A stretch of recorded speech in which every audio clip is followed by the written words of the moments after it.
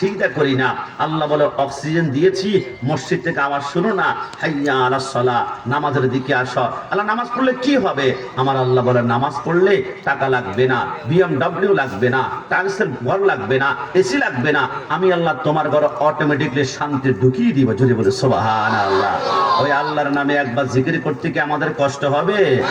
লা ইলাহা ইল্লাল্লাহ, বড় লা ইলাহা ইল্লাল্লাহ, বড় লা ইলাহা ইল্লাল্লাহ, জোড়ে লা ইলাহা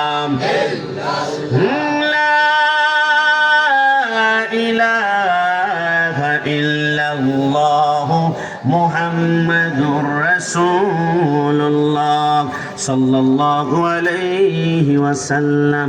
লন্ডন, প্যারিস, ওয়াশিংটন, বার্লিন যেতে চাই না, হংকং, বেজিং, টোকিও, সিঙ্গাপুর চাই না, মন আমার যেতে চায় এই দুনিয়ার একটি জায়গায়।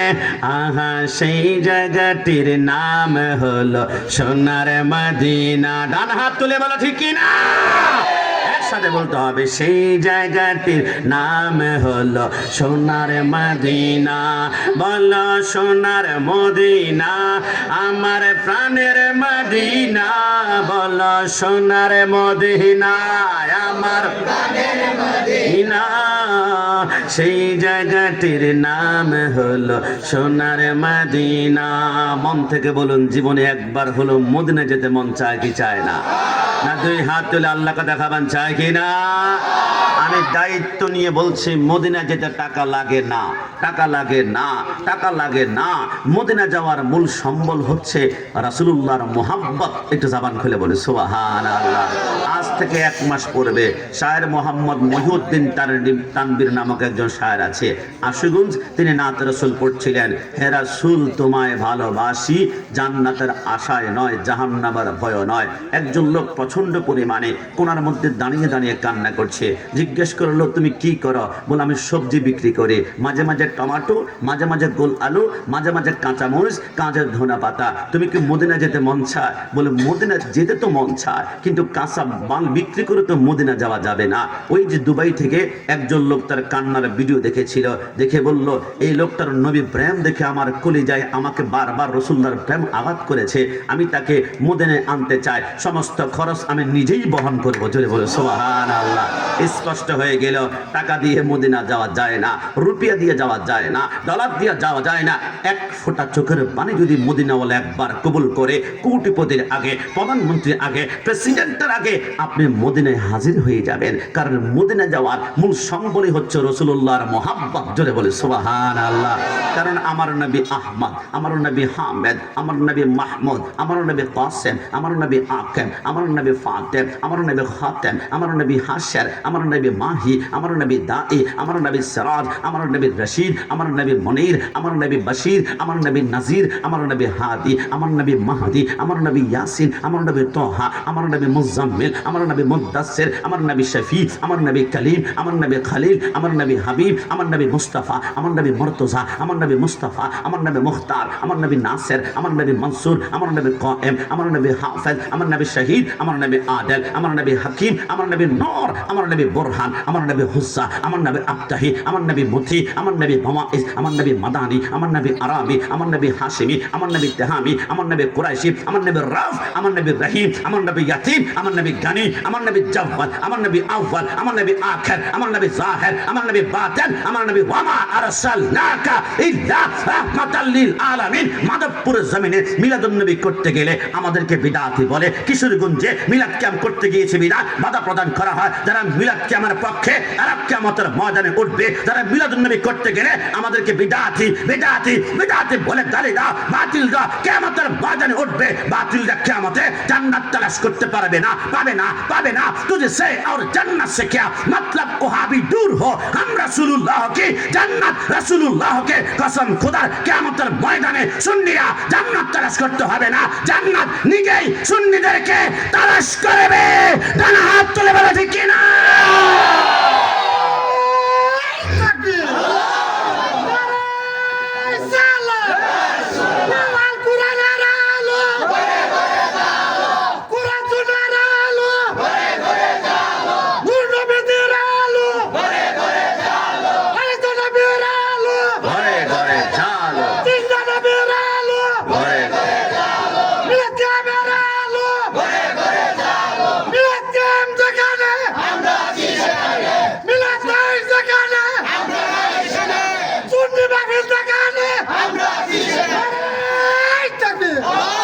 সবাই জবান খুলে বলি মারহাবা।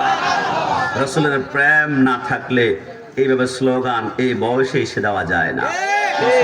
যারা ইয়া রাসূলুল্লাহ স্লোগান দেয় এরা দেয় না, মদিনাওয়ালা এদের জবান দিয়ে বের করায়, যেটা বলে সুবহানাল্লাহ। এমনি তো সুন্নিরা যা বলে সুন্নিরা বলে না, আমি দায়িত্ব নিয়ে বলছি, সুন্নিরা যা বলে মদিনাওয়ালা সুন্নিদের জবান দিয়ে বের করায়। এই জন্য সুন্নিরা সকালে যা বলবে, জি সকালে যা বলবে, দুপুরে তা বলবে, দুপুরে তা বলবে, সন্ধ্যা তা বলবে। এই জন্য রাসূলুল্লাহর প্রেম, মহাব্বত, ভালোবাসায় কোনো কিছু বিসর্জন দেওয়া যাবে না। মন থেকে বলুন, রাসূলকে আমরা ভালোবাসতে চাই কি চাই না? একটু দুই হাত তুলে বলতে হবে, চাই কি না? আজকে সম্মানিত মাহফিলের আমাদের মেয়র সাহেব চলে আসছেন না? আজকের মাহফিলের সম্মানিত চিফ গেস্টে প্রধান মেহমান আপনাদের সকলের সুপরিচিত আলহাজ হাবিবুর রহমান মানিক সাহেব, সাবেক মেয়র, মাধবপুর পৌরসভা, হবিগঞ্জ। সবাই ভাইজানকে ওয়েলকাম জানিয়ে সবাই জবান খুলে বলি একবার মারহাবা। না আর একটু জবান খুলে বলি মারহাবা। নবীকে আমরা ভালোবাসতে চাই, এই কথার মধ্যে কোনো সন্দেহ? তো নবীকে যদি ভালোবাসতেই চান তাহলে রাসূলুল্লাহর প্রেমের পরিচয়টা জানতে হবে। নবী আপনার পরিচয় কি?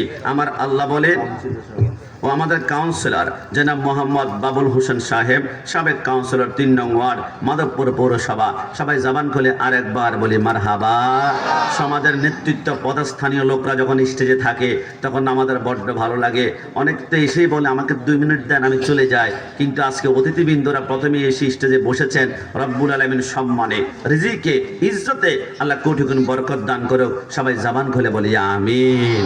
প্রথমে একখানা আয়াত তেলাওয়াত করছি, যেটা প্রত্যেকের মুখস্থ আছে, কুল্লু নাফসিন যায়িকাতুল মউত, জন্ম যে গ্রহণ করেছে মৃত্যু তাকে বরণ করতে হবে, এই কথার মধ্যে কোনো সন্দেহ? হযরতে ইয়াকুব আলাইহিস সালাম ইউসুফ নবীর জন্য 20 বছর কান্না করেছেন। কান্না করতে করতে ইয়াকুব আলাইহিস সালামের 2টা চোখ অন্ধ হয়ে গেল। আজরাইল বলল, আমার বড্ড মায়া লাগলো। পয়গম্বরের চোখ 2টা, চোখের পানি পড়তে পড়তে চোখের নিচে ড্রেনের মতো 2টা দাগ হয়ে গেল। আজরাইল বলল, ইয়াকুব পয়গম্বর। ইয়াকুব আলাইহিস সালাম বলে, রূহ কবজ করার জন্য এসেছেন? বলে না, ইউসুফের জন্য কান্না করে করে চোখ 2টা অন্ধ হয়ে গিয়েছে, বড্ড মায়া লাগলো তাই আসছি। ইয়াকুব আলাইহিস সালাম বলে, তোমার কাছে একটা রিকোয়েস্ট, অনুরোধ রাখবে? বলে কি? বলে মৃত্যুর আগে আমাকে 3টা সিগন্যাল দিবে। 1 নম্বর সিগন্যাল দিলে একটু প্রস্তুত হব, 2 নম্বর দিলে আরেকটু রেডি হব, 3 নম্বর দিলে আরেকটু প্রস্তুত হব। আজরাইল বলে, আকবাল তো আমি কবুল করলাম। 20 বছর চলে যায়, আজরাইল সিগন্যাল দেয় না। 50 বছর যায়, সিগন্যাল দেয় না। 109 বছর পরে আজরাইল আসলো। ইয়াকুব আলাইহিস সালাম বলে, কিরে আজরাইল, এক সিগন্যাল দেওয়ার জন্য 109 বছর, এত লম্বা? আজরাইল বলে, সিগন্যাল দিতে আসি নাই, আমি তো এসেছি আপনার রূহ কবজ করার জন্য। বলে, আজরাইল, ফেরেশতা কখনো মিথ্যা কথা বলে না। তুমি যে আমাকে বললা মৃত্যুর আগে 3টা সিগন্যাল দিবা, সিগন্যাল ছাড়াই যে চলে আসলা। আজরাইল বলে, সিগন্যাল দিয়েছি, আপনি হয়তো বা খেয়াল করেন নাই। বলে, কেমন ভাবে? আজরাইল বলে, 1 নম্বর সিগন্যাল দিয়েছি। আপনার কি মনে পড়ে আপনার বয়স যখন 20 থেকে 30-এর মধ্যে, 30 থেকে 40-এর মধ্যে ছিল, সুটাম দেহ, লম্বা শরীর, আপনি যখন দৌড়াবেন তখন 80 কিলোমিটার গতিতে আপনি দৌড়াতে পারেন, কিন্তু বয়স যখন 60 থেকে 70-এ চলে গিয়েছে, আগের মতন আর দৌড়াতে পারে না। আমার নাতি, মাধবপুর বাজার থেকে একটা লাঠি নিয়ে আনিস তো, আমাকে ঠক ঠক করে হাঁটতে হবে। এই যে শরীরটা হঠাৎ করে স্ট্রং থেকে দুর্বল হয়ে যাওয়া, এটা হচ্ছে মৃত্যুর 1 নম্বর সিগন্যাল। একটু জবান খুলে বলি সুবহানাল্লাহ। বলে, আর আমি তো খেয়াল করি নাই, আমি মনে করেছিলাম আমাকে টোকা দিয়ে বলবা 1 নম্বর সিগন্যাল। 2 নম্বর সিগন্যাল কি? বলে, আপনার মনে পড়ে আপনার বয়স যখন 30 থেকে 40-এর মধ্যে ছিল, মাথার চুল দাড়িগুলা কুচকুচে কালো ছিল, কিন্তু আপনি যখন 60 থেকে 70-এ চলে গেলেন, আপনার মাথার চুলগুলা, দাড়িগুলা পেকে সাদা হয়ে গেল। এই যে চুলগুলা পাকা থেকে কালো থেকে সাদা হয়ে যাওয়া, এটা হচ্ছে মৃত্যুর 2 নম্বর সিগন্যাল। আর আমি তো খেয়াল করি নাই। 3 নম্বর সিগন্যাল কি? বলে, আপনার কি মনে পড়ে আপনার বয়স যখন 30 থেকে 40-এর মধ্যে ছিল, আপনার শরীরটা শটান একদম স্ট্রং ছিল, কিন্তু বয়স যখন 60 থেকে 70-এ চলে গেল, আগের মতো সোজা হয়ে দাঁড়াতে পারেন না, শরীরটা আস্তে আস্তে গুজা হয়ে যায়, আস্তে বাঁকা হয়ে যায়। 90-100 বছরের মুরব্বীর দিকে তাকিয়ে দেখবেন, এরা সোজা হয়ে দাঁড়াতে পারে না, শরীরটা আস্তে করে গুজা হয়ে যায়। এটা হচ্ছে মৃত্যুর 3 নম্বর সিগন্যাল। আরে খেয়াল তো করি নাই। আজরাইল, আমাকে একটু সময় দাও, আমি 2 রাকাত নামাজ পড়ে আল্লাহর মহান দিদারে চলে যাব। আজরাইল বলে, পৃথিবীর জমিনে সব জায়গায় অনুমতি ছাড়া ঢোকা যায়, শুধু 2টা করে অনুমতি কখনো আমাকে নিতে হয়। এই 2টা করে অনুমতি ছাড়া ঢুকলে আমার জিন্দেগির আমল বরবাদ বরবাদ হয়ে যাবে। কি সে দুটো জায়গা? বলে একটি হচ্ছে রাসূলুল্লাহর ঘর মোবারক, আর একটা হচ্ছে আলী মা ফাতেমা হাসান হুসাইন আহলে বাইত পাক পাঁচজনের ঘর মোবারক। এই ছাড়া প্রত্যেকটা ঘরে আমাকে অনুমতি ছাড়াই ঘরে প্রবেশ করতে হয়। আপনার সেকেন্ড সময় নাই, খাপ করে ধরলো, রুটার টান দিলে বিশ্বাস আমাদেরকে বিশ্বাস করে দিল মৃত্যুর কোনো সিগন্যাল নাই, মৃত্যুর কোনো ইশারা নাই। আমি কিছুদিন পূর্বে আপনাদের মাধবপুর ডান পাশে সেঙ্কো, ওই দিকে আসছিলাম। আমি খাওয়া দাওয়ার পরে একজন যুবক আমাকে মাথার মধ্যে হাত দিয়ে বলে, হুজুর মাথায় একটু হাত তুলে দোয়া করে দিন না। আমি বললাম, চেহারা বড্ড সুন্দর, দাঁড়িটা রেখে দাও, সুন্দর লাগবে। আমাকে বলে, হুজুর বিয়েটা হয়ে যাক, 40 বছর বয়সে দাঁড়িয়ে রাখবো, 50 বছর বয়সে 5 ওয়াক্ত নামাজ পড়বো, 60 বছরও হজ করবো, এরপর যদি মহান আল্লাহর দিদারে চলে যায়, আল্লাহ আমাকে কবুল করলে। আমি বললাম, প্ল্যানিং সুন্দর, কিন্তু 70 বছর বাঁচবা গ্যারান্টি তোমাকে কে দিয়েছে? নিশ্চয়তা কে দিয়েছে? সিগনেচার কে দিয়েছে? 1 সেকেন্ডের নাই ভরসা। তোমরা ফেসবুকের পাতায় দেখো না, অনেক যুবক রয়্যাল এনফিল্ড 350 সিসির মোটরসাইকেল কিনেছে, R15 কিনেছে, স্পিডটা 130-এর ভিতরে 140-50-এ উঠিয়ে যখন তার ব্রেকটা কন্ট্রোল করতে পারলো না, লোহার স্ট্যাম্প ল্যাম্পের সাথে মাথা বাড়ি খেয়ে, খাম্বার সাথে মাথা বাড়ি খেয়ে মাথার মগজগুলা বাতের মারা মতো ছিটকায় গিয়েছে। তুমি তো লিখেছ আমার বন্ধু এত অল্প সময় মৃত্যুবরণ করবে, আমি কল্পনা করতে পারি না। তুমি কল্পনা করলো কি না করলো কি, হায়াতের বাজেট আছে 25 বছর, মৃত্যুটাকে বরণ করতে হবে 70 বছর। মৃত্যুর কিছুক্ষণ পরে আপনার আপন জনরা গা থেকে সমস্ত কাপড় খুলে ফেলবে, আমার ডান পকেটে সুন্নতের আতর খুলে ফেলবে, আমার পকেটে সুন্নতের মেসওয়াক খুলে ফেলবে, আমার চোখের সুরমা মুছে ফেলবে, আমার জুব্বা, আমার কোটি, আমার পাগড়ি সব খুলে ফেলবে। কিন্তু মৃত্যুর পরে সব সুন্নত জুদা জুদা জুদা জুদা। কিন্তু একটা সুন্নত আছে, কোনো বাপরে বাটা খুলতে পারবে না। এই একটা সুন্নত নিয়ে কবরে গিয়ে নবীকে বলতে পারবেন, নবী আপনাকে বড্ড বেশি ভালোবাসি। কত সুন্নত আমি ব্যবহার করতাম, মেসওয়াক আতর ছিল, আমার আপনজনরা সব টেনে টেনে খুলে ফেলেছে, আনতে দেয় নাই। নবী একটা সুন্নত হাতকেও দিতে পারে নাই। এটা হচ্ছে সুন্নতের লাহিয়া দাড়ি। একটু জবান খুলে বলে সুবহানাল্লাহ। আর কিছুক্ষণ পরে গোসল দেওয়া হবে। গোসল গরম পানির ভিতরে আমাদের বড়ই পাতা ছেড়ে দেওয়া হয়। আমি চিন্তা করলাম, বড়ই পাতা কেন? নবী আমার বলে, বড়ই পাতার ভিতরে অ্যান্টিসেপটিক একটা ক্যালসিয়াম আছে। বড়ই পাতা যখন গরম পানির ভিতরে ছেড়ে দিবে, তখন একটা ঝাঁঝ বের হয়ে যাবে। একটা লাশ যদি 12 ঘন্টা পরে পচার কথা, কিন্তু বড়ই পাতা দিয়ে যখন গরম পানি করবেন, নির্যাসটা যখন বডিতে লাগবে, এটা 12 ঘন্টা নয়, এটা 24 ঘন্টা পরও পচতে একটু সময় লাগবে। কারণ নবী আমার সমস্ত ডাক্তারদের মহাগুরু। এটা জবান খুলে বলে সুবহানাল্লাহ। আর কিছুক্ষণ পরে তো পুরুষ হলে 3 কাপড়, নারী হলে 5 কাপড়। আমি চিন্তা করলাম, পুরুষ নারী দুইজনকে 5 কাপড় দিত, অথবা দুইজনকে 3 কাপড় দিত, কাউকে 3 কাপড়, কাউকে 5 কাপড়। বৈষম্য কেন? তার জন্ম কেন? তাহলে শুনো, আদম শফিউল্লাহ বলে, আমি ঘুমিয়ে আছি। ইবলিস যখন মা হাওয়া আলাইহিস সালামকে প্ররোচনা দিল, গন্ধম ফল খাও, এই ফল খেলে জান্নাত থেকে আর আল্লাহ তোমাদেরকে বের করতে পারবে না। নাউজুবিল্লাহ। শয়তানের প্ররোচনার মধ্যে পড়ে হাওয়া আলাইহিস সালাম যখন গন্ধম ফলটা খেলো, খাওয়ার সাথে সাথে জান্নাতের সমস্ত পোশাকগুলা জর্জর করে পড়ে গেল। মা হাওয়া চিন্তা করলো, এখন তো আমি জান্নাত থেকে বের হয়ে যাব, আমি যাব না, আমার স্বামী হযরত আদম শফিউল্লাহ সহ বের হতে হবে। ঘুম থেকে জাগ্রত করে আদম শফিউল্লাহকে একটু করে গন্ধম ফল দিল। আদম শফিউল্লাহ খেলো, চিবাতে চিবাতে আপনি দেখবেন ফলের 2টা কন্ডিশন। 1 নম্বর, প্রথম খেলে আপনার রস যায়, দ্বিতীয় স্টেপে আপনার দানা ছোবা যায়। যখনই গিলল আদম শফিউল্লাহ রসটা, সমস্ত শরীরের মাংসগুলা, সমস্ত কাপড়গুলা জর্জর করে পড়ে গেল। কিছুক্ষণ পরে দানা আর ছোবাগুলা যখন ভিতরের দিকে যাচ্ছিল, আদম শফিউল্লাহ বুঝতে পেরেছেন এটা হচ্ছে গন্ধম ফল, না এটা খেলে আমার জান্নাত থেকে বের হয়ে যাবে। তিনি কণ্ঠনালীর মধ্যে ধরে যাতে করে ছোবা আর দানাগুলা কণ্ঠের ভিতরে যেতে না পারে, এত জোরে একটা চাপ দিয়েছেন, এই কণ্ঠনালীর এই জায়গা ভেঙে গিয়ে গন্ধম ফলের দানা এবং ছোবাগুলা আটকে আছে। এই জন্য নারীদের কণ্ঠনালীর সমান, কারণ মা হাওয়া সমস্ত ফল ভক্ষণ করে ফেলেছে, আর আদম যেহেতু গন্ধম ফলের রস দিয়েছে, দানা ছোবাটা ভিতরে যাবে, কণ্ঠনালীর চাপ দিয়েছে, ওই কণ্ঠের ভিতরে এখনো গন্ধম ফলের রস, দানা, ছোবা আটকে আছে। তাই তো পুরুষের কণ্ঠনালীকে আল্লাহ এই জায়গায় উঁচু করে দিয়েছেন। 1,24,000 পয়গাম্বর একজন নারী দেন নাই, পুরুষ দিয়েছেন। আল্লাহ কেন? আমার আল্লাহ বলে, তুমি ইসলামের দাওয়াত দিতে হলে মাঝে মাঝে দাওয়াত দিতে হবে, ওয়াজ করতে হবে, চিৎকার দিতে হবে, কাশ্মীরের মতো গর্জন করতে হবে। নারী যখন গর্জন করে চিৎকার দেখে, তখন তার কণ্ঠ যাই থাকে এটা হঠাৎ করে আরো চিকন হয়ে যায়। আরো চিৎকার করলে আরো চিকন হয়ে যায়, কারণ তাদের গলার ভিতরে জান্নাতি ফলের রস নাই, ছোবা নাই, দানা নাই। আর আদম শফিউল্লাহ যেহেতু টিপ দেওয়ার কারণে দমদম ফলের রস, দানা, ছোবা কণ্ঠনে আটকে আছে, পুরুষ চিৎকার করলে তার শব্দটা গর্জন বাতিলের বিরুদ্ধে হুঙ্কার হয়ে দাঁড়ায়। একটু জবান খুলে বলে সুবহানাল্লাহ।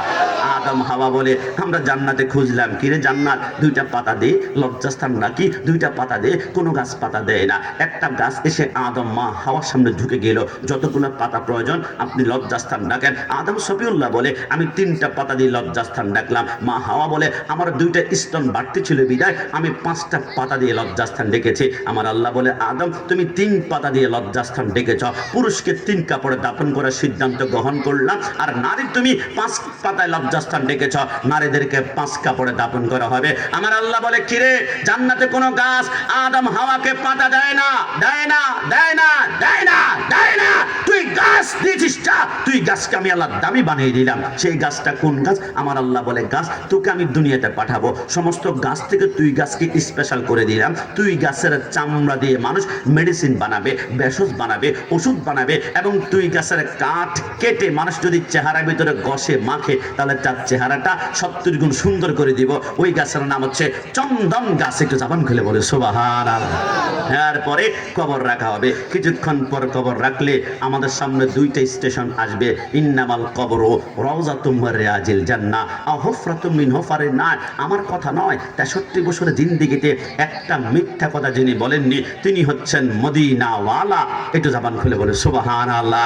নবী আমার বলে কবরে যাওয়ার পরে 2টা স্টেশন, ডান পাশে দেখবা রওজা, রওজা মানে হচ্ছে গার্ডেন, গার্ডেন মানে হচ্ছে বাগান, বাগান মানে জান্নাত। আর বাম পাশে আরেকটা জায়গা দেখবা, ওটার নাম হচ্ছে হুফরা, হুফরা মানে হচ্ছে কঠিন যন্ত্রণাদায়ক শাস্তি।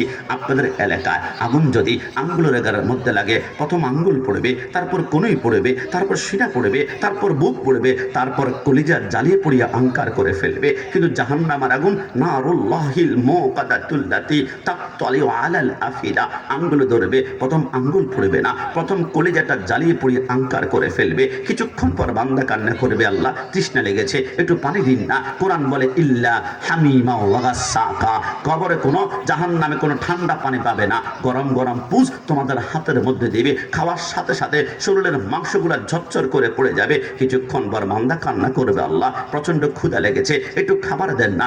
জাহান্নামে কোনো সুস্বাদু ফল পাওয়া যাবে না। মুসলিম শরীফের মধ্যে লেখে কিছুক্ষণ পরে আপেলের মতো একটা গোলাকার ফল দেবে, দেখতে আপেলের মতো, কিন্তু মুখের ভিতরে ঢুকানোর সাথে সাথে ওইখান থেকে 27টা কাঁটা বের হবে। 2টা কাঁটা 2টা চোখকে মার্বেলের মতো টুকরা টুকরা করে ফেলবে। 2টা কাঁটা 2 কানের ছিদ্র, 2টা 2 নাকের ছিদ্র, বাকি 21টা কাঁটা মাথার উপর দিয়ে বের হয়ে মাথার মগজগুলা, চোখ, মুখ, নাক বেয়ে বেয়ে পড়বে। বান্দা কান্না করবে আল্লাহ মাফ করে দাও না। আল্লাহ বলবে খবরদার, আমি বারবার বলেছিলাম ইয়া আইয়ুহাল্লাযীনা আমানুত্তাকুল্লাহ হাক্কা তুকাতিহি ওয়া লা তামুতুন্না ইল্লা ওয়া আনতুম মুসলিমুন। আমি আল্লাহকে যদি মহব্বত করে ইসলামের প্রতিটা বিধান মানতে জাহান্নাম নয় তোমার জান্নাত থাকতো, কারণ আমি আল্লাহ রহমান, আমি রহিম, আমি মেহেরবান। আল্লাহ রহমান ওয়ার রহিম ওয়াল মুমিন ওয়াল মুহাইমিন ওয়াল আজিজ ওয়াল জব্বার ওয়াল মুতাকাব্বির ওয়াল খালিক ওয়াল বারি ওয়াল মুসাব্বির ওয়াল গাফফার ওয়াল কাহ্হার ওয়াল ওয়াহ্হাব ওয়াল রাজ্জাক ওয়াল ফাত্তাহ ওয়াল আলিম ওয়াল কাবির ওয়াল খাফিদ ওয়াল রাফি ওয়াল মুইজ ওয়াল মুজিল ওয়াল সামি ওয়াল বাসির ওয়াল হাকাম ওয়াল ওয়াজিদ ওয়াল মাজিদ ওয়াল ওয়াহিদ ওয়াল আহাদ ওয়াস সামাদ ওয়াল কাদির ওয়াল মুক্তাদির ওয়াল মুকদ্দিম ওয়াল মুআখির ওয়াল আউয়াল ওয়াল আখির ওয়াল জাহির ওয়াল বাতিন ওয়াল ওয়ালি ওয়াল মুতাআলি ওয়াত তাওয়াব ওয়াত দারর ওয়াল মুনতাকিব ওয়াল আফুল ওয়া হুয়া মালিকুল মুলক ওয়া হুয়া দুল জালাল ওয়াল ইকরাম ওয়াল মুফসিদ ওয়াল বাসিদ ওয়াল গনি ওয়াল মুগনি ওয়াল নাফি ওয়াল নূর ওয়াল হাদি ওয়াল বাদি ওয়াল রাশিদ ওয়াস সাবুর ওয়া হুয়া লা ইলাহা ইল্লাল্লাহ। দুই হাত তুলে একবার বলি আল্লাহু আকবার। আল্লাহ যে রহমান এই কথার মধ্যে কোনো সন্দেহ। আমরা কবরে কি জাহান্নাম চাই নাকি জান্নাত চাই? এটা 2 হাত তুলে বলুন তো, জাহান্নাম না জান্নাত? যুবক আমার পর্দানিসীন মা বোন, নবী আমারে বলে তোমরা যদি জান্নাত চাও তাহলে চারটা আমল তোমাদের জন্য নির্দিষ্ট করে দিলাম। নবী কি আমল? আমার নবী বলে মেরাজের রজনীতে আমি যখন বোরাকের পিঠের মধ্যে উঠলাম, বোরাক টুকটুক করে হাঁটতে লাগলো। জিবরাইল বলে কাইফিয়া মুহাম্মদ সাল্লাল্লাহু আলাইহি ওয়াসাল্লাম, নবী একটু বোরাক থেকে নামুন না। আমার নবী নামলো। জিবরাইল বলে নবী আপনি সামনে কি দেখতে পাচ্ছেন? নবী আমার বলে বিশাল একটা ময়দান দেখতে পাচ্ছি। ওই ময়দানে কি দেখতে পাচ্ছেন? লক্ষ লক্ষ মানুষ দেখতে পারলাম। মাথার নিচে পাথর দিয়ে এরা চোখ বন্ধ করে ঘুমাতে যাচ্ছিল, উপর দিয়ে আরেকটা পাথর দিয়ে বাড়ি মানে মাথার মগজগুলো ছুরনো বিছুরনো হয়ে যায়। জিবরাইল বলে নবী আমার বলে জিবরাইল এরা কারা? জিবরাইল বলে নবী আপনি আমাকে কেন জিজ্ঞেস করছেন? আপনি তো সাইয়্যিদুল আম্বিয়া, আমি হচ্ছে আপনার উম্মত, আপনি সব কিছু জানেন। আমার নবী বলে আমি তো জানার জন্য প্রশ্ন করি নাই, আমি আমার উম্মতকে জানিয়ে দেওয়ার জন্য প্রশ্ন করেছি। জোরে বলে সুবহানাল্লাহ। জিবরাইল কাঁদতে শুরু করলেন, নবী নবী নবী।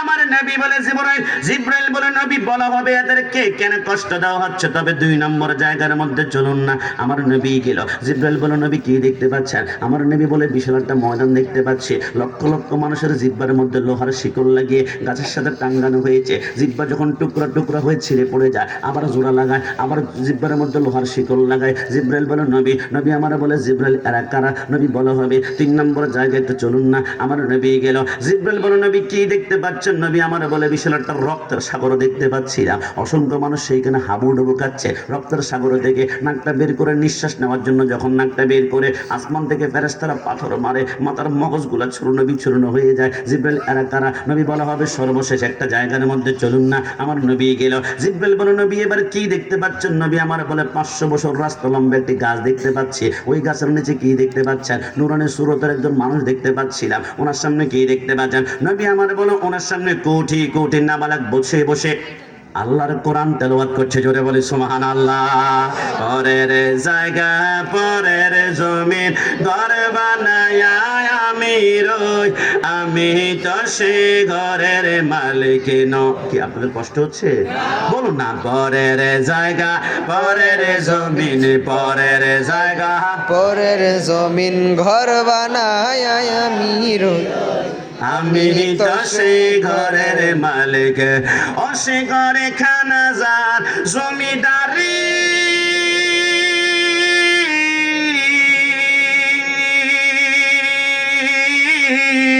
আমি পাই না তাগার হুকুমে জারি,